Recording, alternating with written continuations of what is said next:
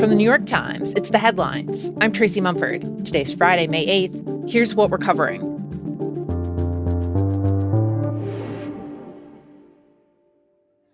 After these strikes, is the ceasefire with Iran still on? Yeah, it is. They trifled with us today.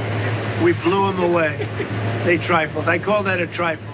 President Trump says that the ceasefire between the U.S. and Iran is still in effect, even after the two countries exchanged fire in the Strait of Hormuz yesterday. If there's no ceasefire, you're not going to have to know. You're just going to have to look at one big glow coming out of Iran.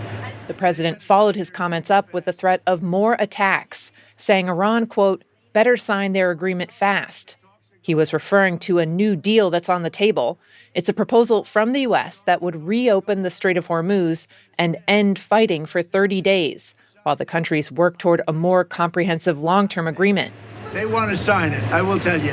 They want to sign it a lot more than I do. The temporary deal does not address the key points of the conflict that have stalled all the previous negotiations, like the future of Iran's nuclear program. Recently, President Trump has been making efforts to minimize the ongoing hostilities, calling them a trifle, a skirmish, and a mini-war, as the conflict has proved to be deeply unpopular with the American public and increasingly expensive. Even some Republicans in Congress have been growing impatient. Yesterday, Representative Tom Barrett of Michigan, who is facing a tough re-election race this year, proposed a bill to wind down the war. Barrett, who is an Army veteran, said the president has sole authority to lead troops during wartime, but, quote, I've lost too many friends on the battlefield to allow that to happen without Congress exercising its constitutional role, saying he wanted safeguards and a clear deadline. Meanwhile, there's also been continued fighting in Lebanon, despite the ceasefire there.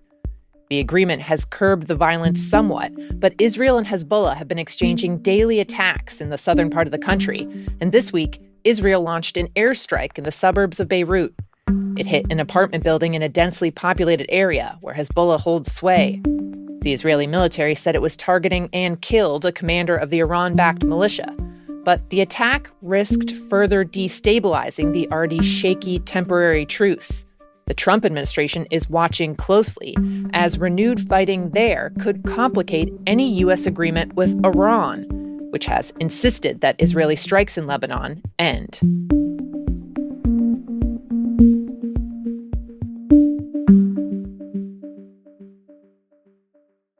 Now, two quick updates on the federal government. First, infectious disease experts are warning that the U.S. response to the Hantavirus outbreak shows the country is ill-prepared to deal with future public health crises. The current outbreak on a cruise ship has left 3 people dead and at least 5 sick. Some passengers have scattered around the world, though, requiring them to be monitored elsewhere. There are 6 in the U.S., and experts say the CDC has been sluggish to respond. The agency has been largely silent, and it didn't set up a response team until nearly a month after the first death. That timing is what worries some experts more than the virus itself, which they note rarely spreads among people. Some former public health officials say the Trump administration's deep staffing and budget cuts at the CDC have hamstrung the agency. And new federal data shows the U.S. government appears to have reached a worrying new milestone, with the country's debt growing larger than its total economic output. Now, that doesn't mean the country is facing an imminent fiscal crisis, but experts say the rising debt will make it more expensive for the country to borrow money in the future. And it does need to borrow money, since tax revenue doesn't fully cover the U.S.'s expenses. My colleague Tony Rahm says economists have been warning about this milestone for years, but in Washington, the response has been largely muted. You didn't hear the chorus of criticism from Democrats and Republicans about the need to do something swiftly to fix the debt. And that just sort of reflects the hard political reality here, which is that Republicans under President Trump have added considerably to the debt. The nation's debt only stands to worsen in the years to come, and policymakers don't seem particularly interested in the kind of grand compromise that might be needed to bring things back into balance.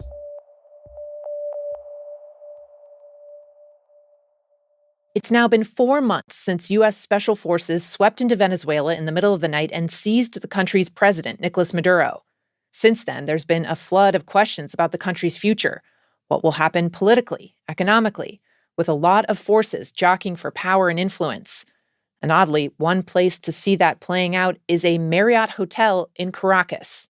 You can see U.S. diplomats here. There are oil men coming down from Houston and Dallas. There are finance types from New York and London. You see these U.S. security guys with these tattoos, really muscle-bound types. It's like something out of a movie set almost. My colleague Simon Romero covers Venezuela, and he's been staying at the hotel, which he says has definitely seen better days. The whole thing is kind of run down, but it's become the place to be to try and talk deals over a $32 breakfast buffet with soggy scrambled eggs. It's just been bizarre to see this hotel become a kind of nerve center for decision-making in Venezuela, and it's all about proximity to power. People want to be close to the de facto U.S. embassy, which is operating out of the hotel's top floor. U.S. diplomats are camping out at the hotel because the actual U.S. embassy is not functional right now. For many Venezuelans in the country, they've been left waiting to see what all of the negotiations and deal-making will mean for their daily lives, with one political advisor telling The Times, quote, "Much of the awaited transformation is being guided from the Marriott."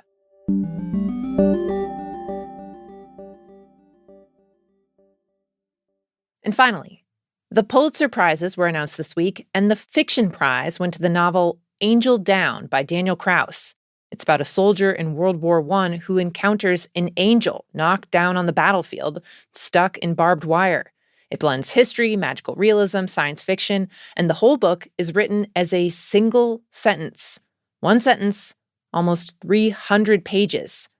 Kraus explained how he got to that approach on the New York Times Book Review podcast. I started writing the book in a more or less traditional format. I had gotten about 20 pages in maybe, and it was going well. But I remember saying to somebody, not every book has to be great, because I was like, this may not be firing on all cylinders, but it's sort of working. But I was frustrated with it. It didn't seem like I'd chosen the right approach. Kraus explained how he stopped mid-project, racked his brain, and honed in on the book's theme, how the war began a cycle of violence. And so I had the thought that, what if I wrote it all in one sentence and the end of the book circles back to the beginning of the book, so that once you start reading it, in effect, you're trapped in the book forever. And it's this ongoing wheel. You can check out the Book Review podcast for more of that interview and more reading recommendations. Those are the headlines. If you'd like to play the Friday News Quiz, stick around. It's just after these credits. This show is made by Will Jarvis, Margaret Kadifa, Jake Lucas, Jan Stewart, and me, Tracy Mumford. Original theme by Dan Powell. Special thanks to Isabella Anderson, Larissa Anderson, Sam Dolnick, Miles McKinley, and Zoe Murphy. Now, time for the quiz. Every week, we ask you a few questions about stories the Times has been covering. Can you get them all? First up. Can you kind of clarify these reports of kamikaze dolphins that we've heard about? I haven't heard the kamikaze dolphin thing. It's like sharks with laser beams, right? U.S. officials have been getting a lot of questions about the war with Iran over the last few months, but this week, one line of questioning really stood out. And I can't confirm or deny whether we have kamikaze dolphins, but I can confirm they don't. The chairman of the Joint Chiefs of Staff, General Dan Kane, and Defense Secretary Pete Hegseth were put on the spot about whether dolphins were being weaponized in the Strait of Hormuz. They kind of laughed it off, but there is actually precedent for the U.S. Navy using sea creatures. In 1962, the Navy started a training program for dolphins and all but one of these ocean dwellers. Which animal was not in the Navy program? Octopus, porpoise, seal, whale. Octopus, porpoise, seal, whale.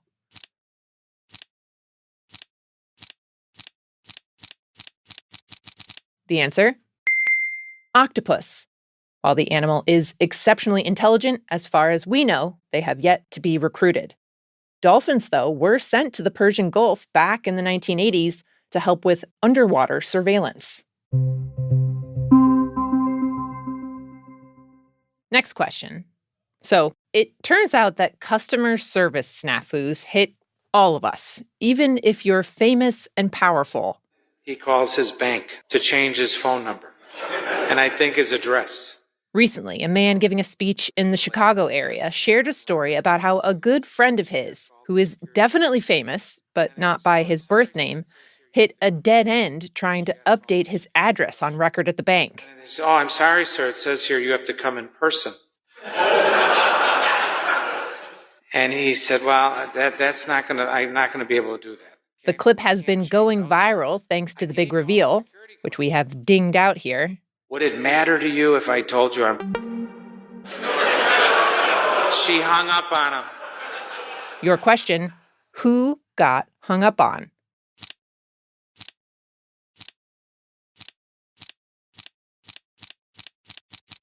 The answer? Could you imagine being known as the woman who hung up on the Pope? Pope Leo. Lucky for him, another priest sorted out the banking issues since Leo was busy, being in charge of more than 1 billion Catholics. Today is actually the 1-year anniversary of him being named Pope. So far, the customer service agent from this story hasn't been identified, though to be fair, getting a call from His Holiness probably is not in the training materials.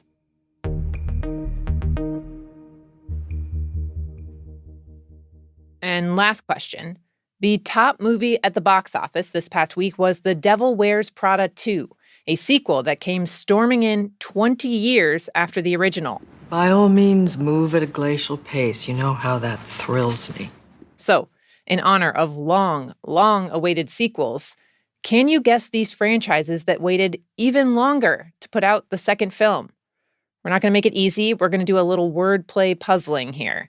As an example, if the clue was Lucifer Sports Gucci, that would be Devil Wears Prada.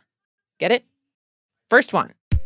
The clue is Elite Firearm, as in there were 36 years between the movies in the Elite Firearm franchise.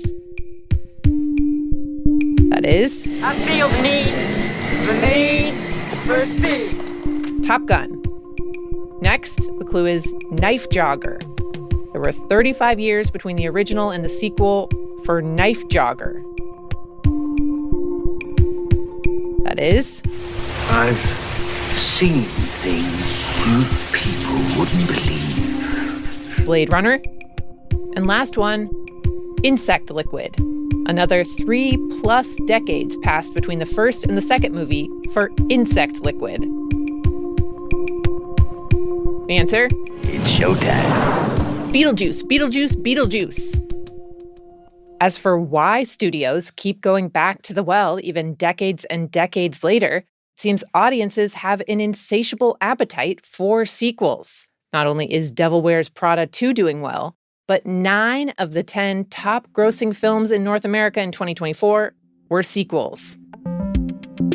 That's it for this week's news quiz. If you want to tell us how you did, our email is theheadlines@nytimes.com. I'm Tracy Mumford, and you do not have to wait 3 decades for the next episode. We will be back on Monday.